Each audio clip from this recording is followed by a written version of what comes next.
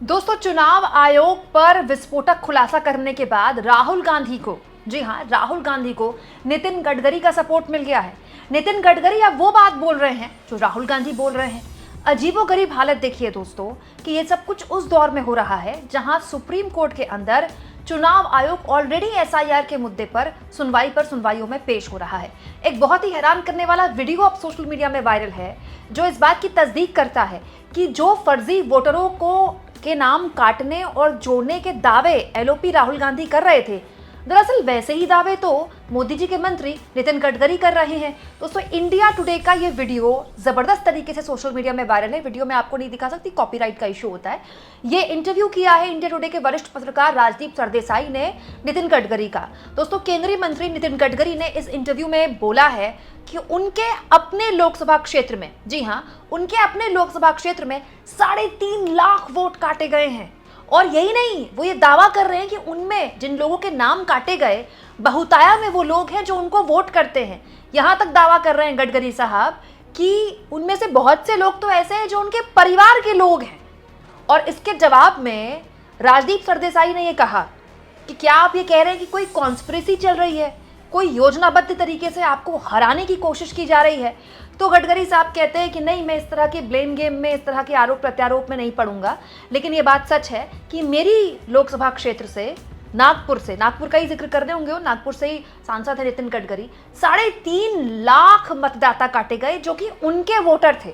तो सवाल नंबर 1 जो मैं गडकरी साहब से पूछना चाहती हूँ, इनको कैसे पता चला कि इनके वोटर थे? भाई, वोटर तो वोटर होता है, उसके यहाँ पर लिखा थोड़ी होता है मैं कांग्रेस का वोटर हूँ या बीजेपी का वोटर हूँ। ना वोटिंग लिस्ट में पता चलता है कि कांग्रेस का वोटर है या बीजेपी का वोटर है। लेकिन नितिन गडकरी भाई बड़े नेता हैं, पहली बार चुनाव नहीं लड़ रहे हैं, कई सालों से चुनाव लड़ रहे हैं, नागपुर तो उनका गढ़ है और बाकायदा केंद्र में मंत्री हैं। वो इतना बड़ा दावा कर रहे हैं कि न केवल 3.5 लाख वोटर हटाए, बल्कि ये जो 3.5 लाख नाम काटे गए, ये तो उनके वोटर हैं, ये तो उनको वोट कर रहे हैं, और तो और उनके परिवार वालों के भी नाम काट दिए गए। तो दोस्तों, इसी बीच, क्योंकि ये वीडियो पुराना था, अब वायरल हुआ, तो मुझे एक बात याद होगा आपको, लोकसभा चुनाव में नितिन गडकरी को लेकर ऐसी सूत्रों के हवाले से खबर चली बीजेपी खेमे से कि गडकरी इस बात को लेकर परेशान थे कि उनको उनके चुनाव में अकेला छोड़ दिया गया, कोई प्रचार करने के लिए नहीं आया वहां पर। उसके बाद अचानक से फिर ये खबर आई कि प्रधानमंत्री नरेंद्र मोदी एक रात के लिए नागपुर ठहरे।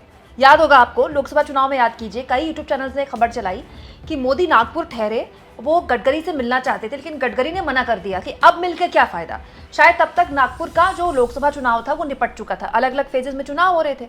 अब दोस्तों, वो खबर सूत्रों के हवाले से, ये तो खबर ऑन रिकॉर्ड है, ये तो नितिन गडकरी ऑन रिकॉर्ड बोल रहे हैं इंडिया टुडे में। तब इस खबर को किसी ने प्रमुखता से नहीं लिया, तब इस खबर को लोगों ने चलता कर दिया कि भाई ये बीजेपी का अंदरूनी मामला होगा। लेकिन अब तो ये अंदरूनी मामला रहा नहीं, अब तो इस पर खुलासा कर दिया राहुल गांधी ने। राहुल गांधी कह रहे हैं कि एक पूरा पैटर्न है जिसमें बहुताया एक मुश्त वोट पड़ता है, नए वोटर जोड़ दिए जाते हैं, पुराने वोटर्स के नाम काट दिए जाते हैं।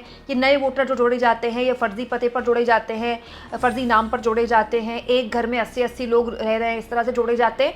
वही आदमी लखनऊ में वोट करता है, वही आदमी महाराष्ट्र में वोट करता है और वही आदमी कर्नाटक में वोट करता है। और अब नितिन गडकरी की यही वीडियो वायरल है जिसमें वो कह रहे हैं कि उनकी कॉन्स्टिट्यूएंसी में 3.5 लाख वोट काट दिए गए। तो भाई अब तक तो गोदी मीडिया और भाजपा ये कह रहे थे कि ये तो जब हारते हैं तभी कभी मशीन को तो कभी चुनाव आयोग को सवालों के घेरे में लेते हैं। तो यही बात क्या वो गडकरी साहब से कह सकते हैं? और दोस्तों, गडकरी साहब तो जाने ही अपने खुले बयानों और बड़े बेबाक बयानों के लिए जाने जाते हैं।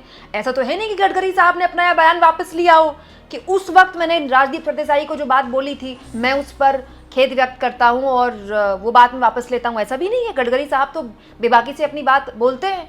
तो बड़ा सवाल ये है दोस्तों कि जो बात राहुल गांधी अब बोल रहे हैं, गडकरी साहब तब बोल रहे हैं, तो वो कौन लोग हैं जो गडकरी को हराना चाहते थे? सवाल नंबर 1।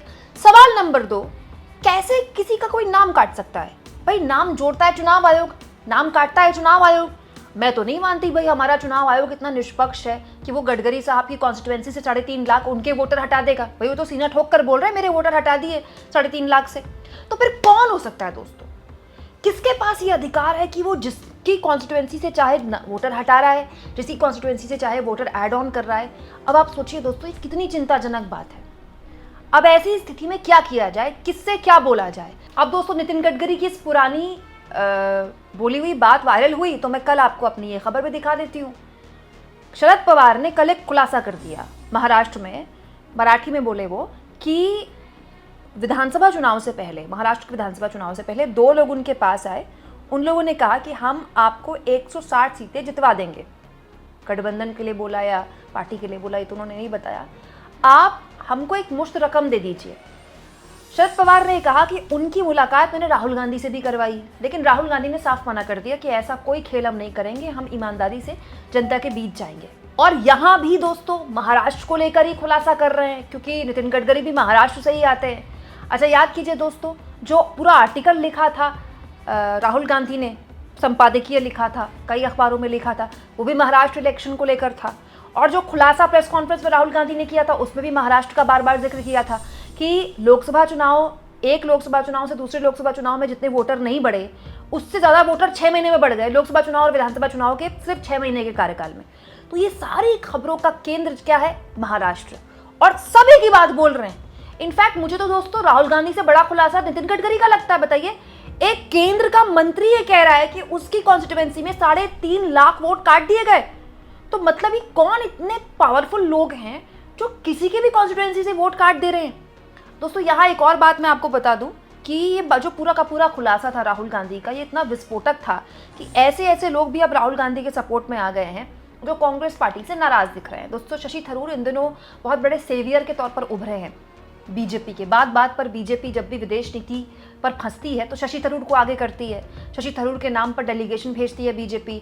शशि थरूर का जिक्र मोदी जी अपने बयान में भी कर देते हैं जब वो लोकसभा में बोलते हैं ऑपरेशन सिंदूर की बहस के दौरान। लेकिन इस मामले में राहुल गांधी ने जब खुलासा किया तो थरूर भी सामने खड़े हो गए। किसके? राहुल गांधी के सपोर्ट में। कि देखिए दोस्तों, राहुल गांधी के खुलासे पर शशि थरूर ने कहा है, ये गंभीर सवाल है जिनका सभी दलों और सभी मतदाताओं के हित में गंभीरता से समाधान किया जाना चाहिए। हमारा लोकतंत्र इतना मूल्यवान है कि इसकी विश्वसनीयता को अक्षमता, लापरवाही या इससे भी बदतर जानबूझकर छेड़छाड़ से नष्ट नहीं होने दिया जा सकता। चुनाव आयोग को तत्काल कार्रवाई करनी चाहिए और चुनाव आयोग को राष्ट्र को सूचित रखना चाहिए। बताइए, अब तो थरूर साहब भी बोल रहे हैं कि राष्ट्र को बताइए चुनाव आयोग कि आप कर क्या रहे हैं। अब दोस्तों थरूर साहब का ऐसा तो नहीं हो सकता बीजेपी वाले मीठा मीठा घप घप कड़वा कड़वा थू थू बोले। थरूर साहब टैरिफ के मामले में ट्रंप के बयानों की आलोचना करते हैं और सरकार के बयानों के पास दिखते हैं तो बीजेपी वाले उनको बहुत हाईलाइट करते हैं। तो इस मामले को भी हाईलाइट करें?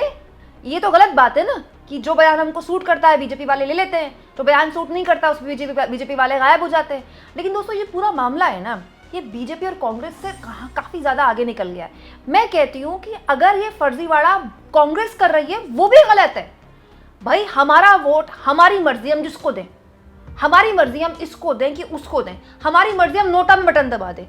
लेकिन अगर इस देश के गरीब लोगों को ये बताया जाएगा कि एक वोट, बस एक ही वोट तो है, वोट ही तो है ना उनके पास, ना उनके पास ज़मीन जायदाद, ना उनके पास प्रॉपर्टी, ना उनकी थाने में कोई सुनता, ना विधायक सांसद तक उनकी पहुंच। लेकिन दोस्तों एक गुरूर उनके पास रहता है ना कि 5 साल में नेता आएगा मेरे पास, तब मैं इसको बताऊंगा। क्यों? क्योंकि चुनाव आएंगे। उस गरीब आदमी को अगर ये पता चल जाए या उसके मन में एक बात बैठ जाए, शक बैठ जाए कि मैं चाहे 2 घंटे लाइन में खड़ा हो जाऊं या 3 घंटे पे लाइन में खड़ा हो जाऊं, मैं वोट किसी को भी दे दूं, जीतेगा तो वही जो नितिन गडकरी के लोकसभा क्षेत्र से 3.5 लाख मतदाता हटा रहा है, जो महाराष्ट्र में पता नहीं जीत का ठेका दिलवा रहा है। कौन वो 2 लोग हैं जो जीत का ठेका ले रहे हैं? तो ये हर लिहाज से देश के लोकतंत्र के लिए, मदर ऑफ डेमोक्रेसी के लिए खतरनाक है। और मैं तो कहती हूँ भाजपाइयों को, बीजेपी के नेताओं को कि किसी की सुना ना सुने, नितिन गडकरी की सुन लें भाई। और आजकल तो थरूर साहब उनके बहुत करीबी बने हुए हैं, उनकी सुन लें।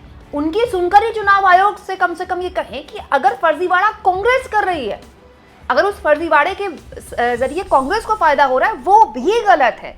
दोस्तों आप इस मुद्दे पर क्या सोचते हैं? कमेंट बॉक्स में जरूर लिखें और जितना हो सके चैनल को शेयर करें, सब्सक्राइब करें और थैंक्स और ज्वाइन के ऑप्शन है दोस्तों। अगर आप चाहें तो कुछ आर्थिक मदद भी चैनल की जरूर करें।